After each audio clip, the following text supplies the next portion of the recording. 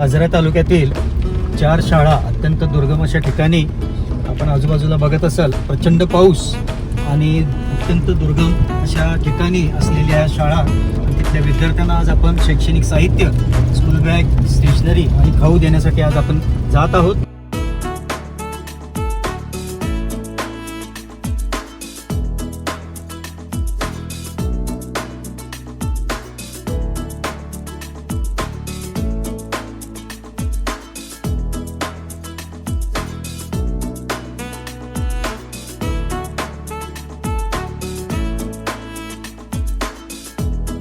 साहित्य, school bag वाटप आणि खाऊ वाटप.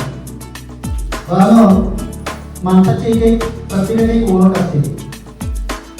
असंच आपण पण आपल्या शाळेला, आपल्या गावाला काहीतरी देणं लागतो, आपल्या समाजाला काहीतरी देणं लागतो, हे कोणी विसरू नका.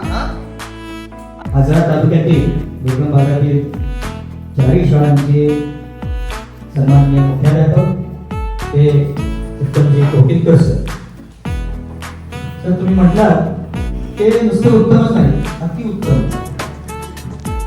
बरोबर. म्हणजे मी गेली आता 5 वर्ष आपण माझ्यामध्ये संपर्कात आहोत.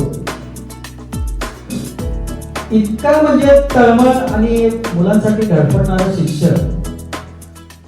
पूर्वी आजरा तालुक्याबद्दल माझं मन थोडंसं वेगळं होतं, पण जेव्हापासून हे शिक्षक माझ्या संपर्कात आले माझं मन संपूर्ण बदलून गेलं. आणि आता माझ्या मते संपूर्ण कोल्हापूर जिल्ह्यात मी फिरत असतो, पण यावेळी आजरा तालुक्यातल्या शाळा आपल्या जास्त झाल्या. आजरा आणि गडेकच बाजूबाजूचेच. मला बऱ्याच जणांनी म्हटले पण तुमचं आजराला सारखं काय. मला कालच एकाने म्हटलं आजराला तुम्ही आजराला सारखं काय आहे. म्हटलं काय घालून नकोस मी काही इलेक्शनला उभा. तर एखाद्या ठिकाणी जायला एक ओढ लागते. ती ओढ कुणामुळे होते तर तिथल्या व्यक्तींमुळे होते, तिथल्या माणसांमुळे होते, तिथल्या निसर्गामुळे होते. आणि आजरा हा भाग अत्यंत निसर्ग संपन्न असा. तुम्ही कोणीही व्हा, तुम्ही भले कलेक्टर व्हा, SP व्हा, जिल्हाधिकारी व्हा, काहीही व्हा, पण जेव्हा तेव्हा गावी याल, सुट्टीला याल, गणपतीला याल, तेव्हा तुम्ही तुमच्या शेतात गेलं पाहिजे, शेतात लागवण केली पाहिजे. ती माझी बहीण प्राची तिच्या वतीनं म्हणजे लिओच्या वाढदिवसानिमित्त तुम्हाला सगळं साहित्याला आपण इथे देणार आहोत. तर तुम्हाला वाढदिवसाचं गाणं येतं का?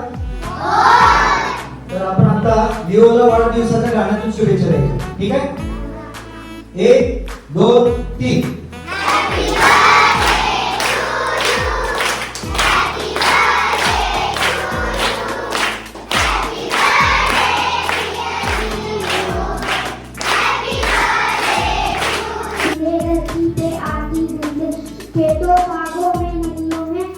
शरीर यष्टी चांगली बनवली पाहिजे.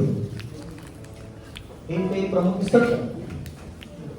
हे नॅशनल लेवलला बॉडी बिल्डिंग मध्ये त्यांनी चॅम्पियनशिप मिळवली. नॅशनल लेवल सॉरी इंटरनॅशनल लेवलला चॅम्पियनशिप मिळवली. दुसरे पण आमचे सहकारी सौरभ.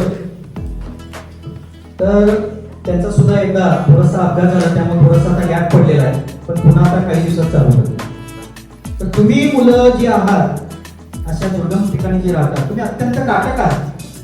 आपली जी दुर्गम भागात राहणारी मुलं आहेत त्यांना पुढे आणण्याचं काम शिक्षकांचं आहे.